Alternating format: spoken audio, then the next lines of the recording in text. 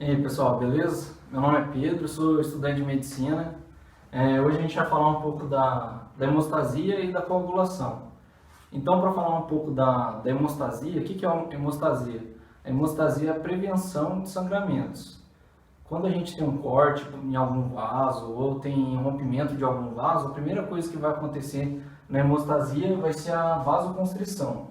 Então, se acontecer essa vasoconstrição, o calibre do vaso vai ficar menor e o fluxo vai diminuir. Com o fluxo diminuindo, a gente já tem uma diminuição na perda sanguínea do vaso lesado. A segunda coisa que vai acontecer é a formação do tampão plaquetário. Então, a gente vai ter a formação dessa aglomeração de plaquetas, as plaquetas vão se aglutinar e vão formar um tampão para tentar fechar esse local que foi lesado do vaso e diminuir o extravasamento de sangue para fora do vaso. E outra coisa que vai acontecer depois vai ser a coagulação. Muitas pessoas pensam, hemostasia é sinônimo de coagulação. Não. A coagulação é um evento da hemostasia. Então, depois que acontecer a formação do tampão plaquetário, vai ter a coagulação. Em seguida da coagulação, vai ter um processo de crescimento celular, de regeneração. Então, nesse local que foi lesado, vai ter a formação de um novo tecido. Então, alguns fatores de crescimento vão ser liberados e vão ser formados o endotélio novamente, a matriz extracelular ali, a membrana basal, e vai ser formada as células musculares lisas do vaso e tecido conjuntivo. Daí agora que a gente falou um pouco da hemostasia de forma geral, é importante a gente saber como que acontece cada um desses processos. Então aqui a gente tem um esquema, aqui está acontecendo uma vasoconstrição, esse foi o local da lesão. Então, a primeira coisa que vai acontecer vai ser a vasoconstrição. Como que vai acontecer a vasoconstrição? A vasoconstrição ela vai ocorrer no primeiro momento por um processo miogênico. Então, o próprio tecido muscular vai contrair e vai formar, vai fazer essa vasoconstrição. E esse processo miogênico é desencadeado pela própria lesão. Então, ocorreu uma lesão no vaso, vai ocorrer a contração das células musculares lisas. Outra coisa que vai propiciar a vasoconstrição vai ser a liberação de alguns fatores vasoconstritores, como o tromboxano A2. O tromboxano ele é produzido por plaquetas. O tromboxano ele vai ajudar na sinalização das plaquetas para ativar outras plaquetas e também na vasoconstrição. E além disso, tem estímulos sensitivos, dolorosos, fibras sensitivas que estão relacionados com a dor, vão proporcionar um estímulo para acontecer a vasoconstrição no vaso. E essa vasoconstrição ela vai ser transitória, pode durar de minutos, pode durar até horas, acontece nas arteríolas e depois, de um certo tempo, vai acabar essa vasoconstrição. E depois da vasoconstrição vinha a formação do tampão plaquetário. Como que vai formar o tampão plaquetário? Você vai ter a lesão ali no endotélio. Com a lesão no endotélio, você vai tirar essa camada endotelial. Tirando essa camada endotelial, você vai expor algumas substâncias da membrana basal, da matriz extracelular. Que substância seria? Seria o colágeno. O colágeno, ele, em contato com as plaquetas, ele vai ativar as plaquetas. Ativando as plaquetas vão produzir algumas substâncias, que são o tromboxano A2 e o ADP. Essas substâncias funcionam como sinalizadores para outras plaquetas, para essas plaquetas mudarem a sua conformação e chegarem ao local da lesão. O que acontece com as plaquetas? As plaquetas, falando um pouco das plaquetas, elas são originadas por células da medula óssea, megacariócitos. Elas são fragmentos celulares, então as plaquetas não são células. Elas não possuem núcleo e as plaquetas não têm a capacidade de se replicarem, então elas não conseguem passar por divisão celular. Mas as plaquetas, elas têm mitocôndria, então elas conseguem produzir ATP e ADP, e o ADP vai entrar aqui porque ele vai sinalizar a chegada de outras plaquetas, e também as plaquetas possuem trombostenina, actina e miosina, que são componentes, proteínas que promovem a contração desses fragmentos celulares, muito similar ao que acontece no músculo, com a contração pela actina e miosina. E outra coisa importante, outra característica importante das plaquetas é a produção de alguns fatores, como o tromboxano A2. Esses fatores eles são produzidos porque as plaquetas elas possuem fragmentos de retículo e fragmentos de complexo de Golgi. Então, as plaquetas elas vão produzir esses dois sinalizadores. E uma correlação clínica importante aqui é a atuação produção do tromboxano A2. Alguns medicamentos, como a aspirina, funcionam como antiplaquetários. Por que a aspirina é um antiplaquetário? Porque ela inibe a produção do tromboxano A2. Como que ela vai fazer isso? A aspirina ela é um inibidor irreversível da ciclooxigenase. Então, fazendo esse bloqueio da ciclooxigenase, inibindo ela, não tem a produção de prostaglandinas. Então, a plaqueta não vai conseguir produzir tromboxano A2. Mas daí algumas pessoas podem pensar, mas vai inibir a ciclooxigenase. Então, pode inibir a prostaciclina. E a prostaciclina ela é importante, porque ela é produzida pelo endotélio e ela promove tanto vasodilatação, como ela tem um efeito antiplaquetário. Só que o que acontece? Quando a aspirina ela vai atuar, ela vai inibir irreversivelmente a produção de tromboxano A2 e também a da prostaciclina. Mas as células endoteliais elas conseguem produzir mais enzimas, mais ciclooxigenases. A plaqueta não consegue repor isso de uma forma eficaz. Então, vai acontecer a maior produção de prostaciclina, inibição do tromboxano A2, consequentemente, inibição da agregação plaquetária. Daí, outro medicamento importante é o clopidogrel. O clopidogrel ele vai inibir a ação do ADP. O ADP ele se liga às plaquetas e vai ativar as plaquetas. Então, a gente tem esses dois medicamentos importantes aqui. Mas no final do vídeo a gente retoma um pouco da aspirina. A gente vai falar da prostaciclina. E o que acontece quando a plaqueta é ativada? Falando um pouco, depois a gente vai falar mais aqui. Quando a plaqueta é ativada, ela vai sofrer uma dilatação, então ela vai aumentar a sua área, ela vai emitir pseudópodes e ela vai produzir grânulos, que são o ADP e o tromboxano. Mas como que esses grânulos vão ser liberados? Eles vão ser liberados quando a plaqueta ela se contrair. Então, pela actina, miosina, a plaqueta ela vai se contrair e vai liberar esses grânulos. E mais plaquetas vão chegando, vão sendo ativadas e vão produzindo mais tromboxano e ADP. Daí aqui tem um esquema muito importante também, que a gente vê alguns receptores das plaquetas. Como que a plaqueta ela se adere à matriz extracelular aqui em verde? A matriz extracelular ela vai recebendo alguns fatores, que daí seria o fator de von Willebrand. Esse fator está presente no plasma. E no momento que tem a lesão do vaso, o fator de von Willebrand ele faz um intermédio entre a plaqueta e o colágeno. Então o que ele faz? O fator de von Willebrand se liga ao colágeno e a plaqueta ela consegue se ligar a esse fator porque ela tem um receptor, é o GP1B. Por que GP? Porque é uma glicoproteína. E a partir desse momento que a plaqueta se ligou ao fator de von Willebrand, ela é ativada. Quando ela é ativada, acontece esse processo que a gente falou aqui, mas também ela tem uma mudança conformacional nos seus receptores. E daí seria outro receptor, o GP, glicoproteína 2B3A. GP2B3A. Esse GP2B3A ele tem afinidade pelo fibrinogênio, que é outra proteína, que daí seria o fator 1 da coagulação, que a gente vai ver depois, que ele entra na cascata de coagulação, muito importante. Ele vai promover um intermédio entre plaquetas. Então, as plaquetas se unem pelo fibrinogênio. Uma plaqueta vai lá com o seu receptor GP2B3A, se liga ao fibrinogênio, e esse fibrinogênio vai ligar no receptor de outra plaqueta e vai ativar essa plaqueta e assim todo o processo vai acontecendo. E algumas doenças podem ser causadas por algumas deficiências aqui. Se a pessoa tiver uma deficiência no fator de von Willebrand, ela vai ter a doença de von Willebrand.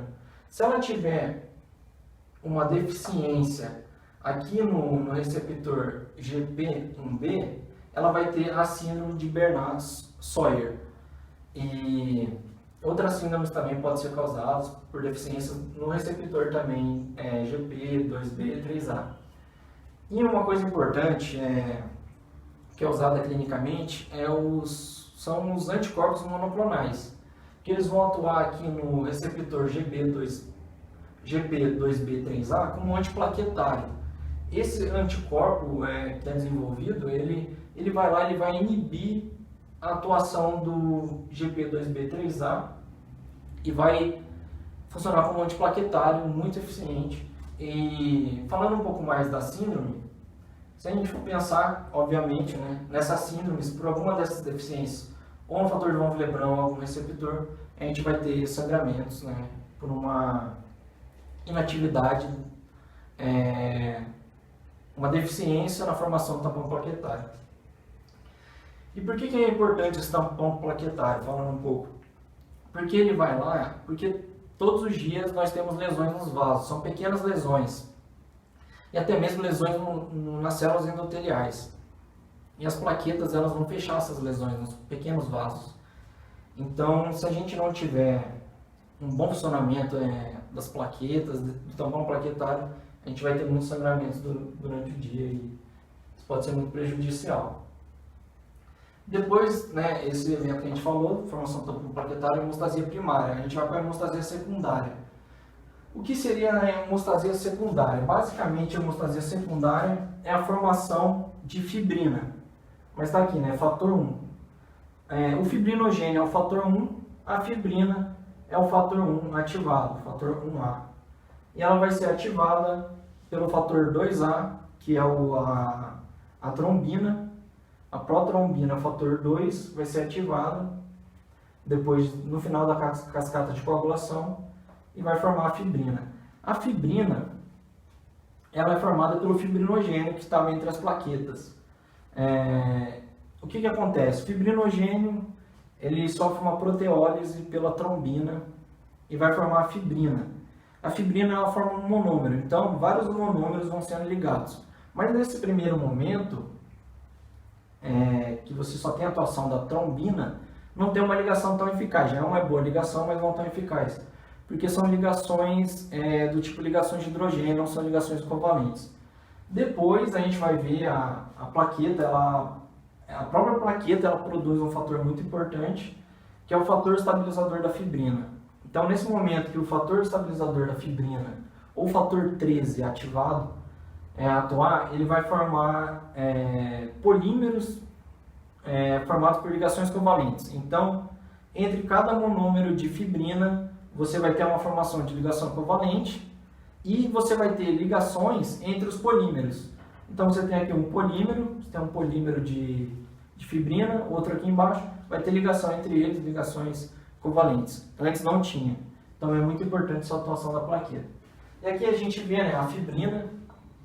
Daí você vê células diferentes. Aqui você tem hemácia, que às vezes pode ser capturada pelo coágulo. E você tem um neutrófilo aqui, um polimorfo nuclear, que também foi capturado. Então a gente tem aqui a coagulação. Nesse momento aconteceu a coagulação.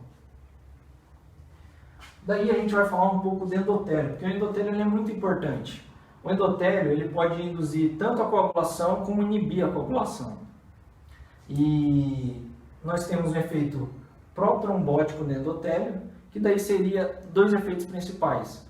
Primeiro, se você lesar o endotélio, lesolar o endotélio, vai ter a exposição do colágeno, ativação de plaquetas, e não só das plaquetas, mas um fator importante que é o fator 12, que vai entrar na via intrínseca. O fator 12 está no sangue, e ele vai levar a várias cascatas de enzimáticas e formação no final da trombina, e a trombina vai formar fibrina. Então, é muito importante também. E você vai ter exposição, ativação de plaquetas. E também o endotélio, quando ele é lesado, ele começa a produzir, expressar na sua membrana o fator 13, que é o fator tecidual, fator 3, fator tecidual. O fator tecidual ele vai entrar na via extrínseca. Daí a gente vai fazer um outro vídeo depois, a gente vai falar melhor da via intrínseca e via extrínseca, mas basicamente o que acontece? Ela inicia a cascata de coagulação para a formação de fibrina. São duas vias diferentes, a via extrínseca vai começar com o fator 3, fator tecidual, e a via intrínseca vai começar com o fator 12. E agora a gente vai ver vários mecanismos importantes aqui do endotélio para impedir a disseminação do coágulo. Que é muito importante aqui?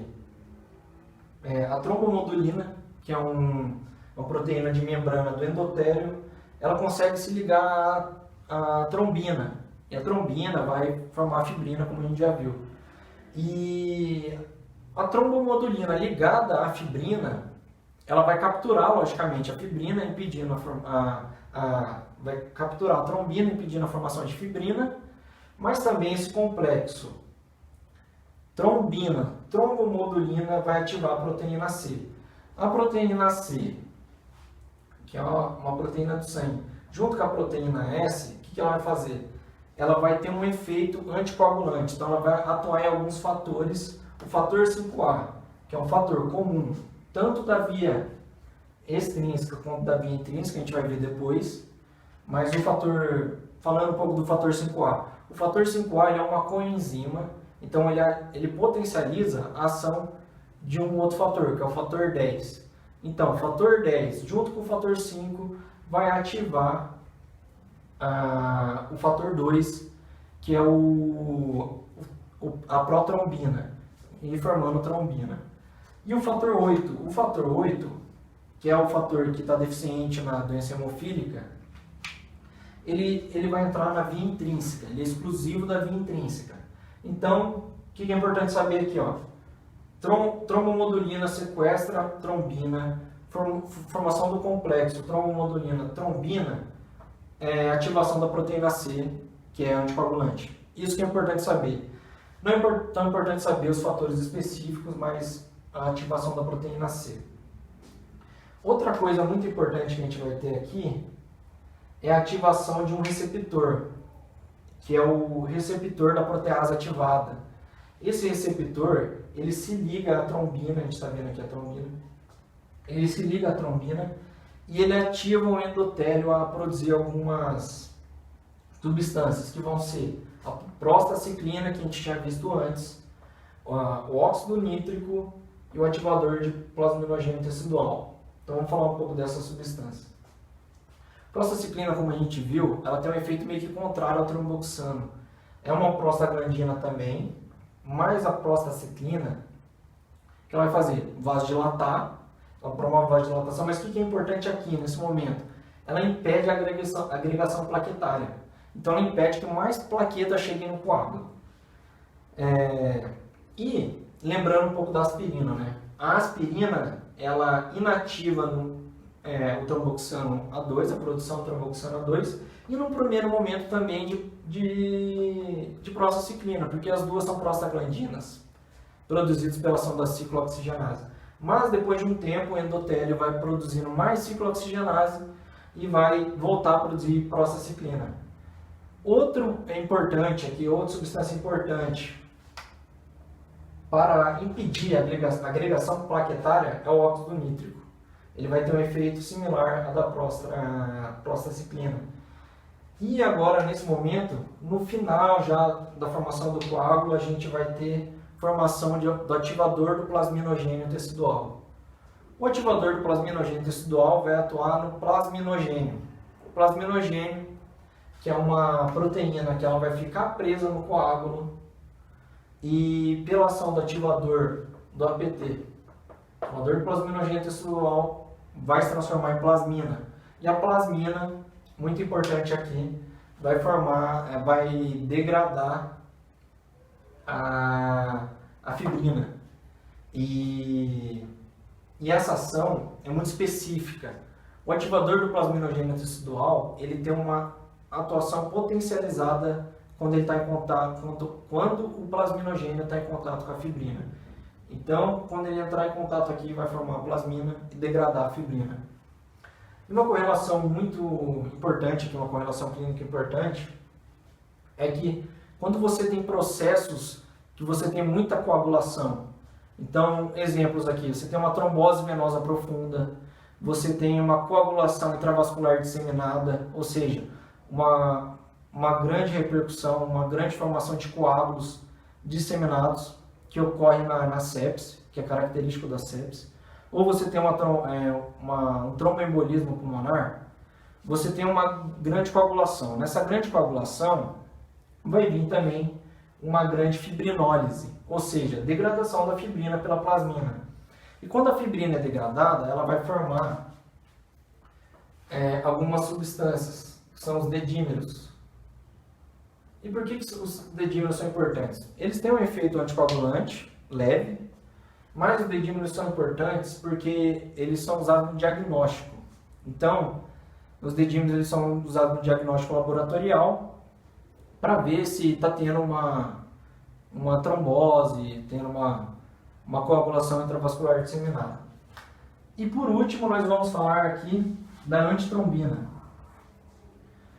A antitrombina 3, ela é uma substância que está presente no plasma, ela consegue se ligar à trombina.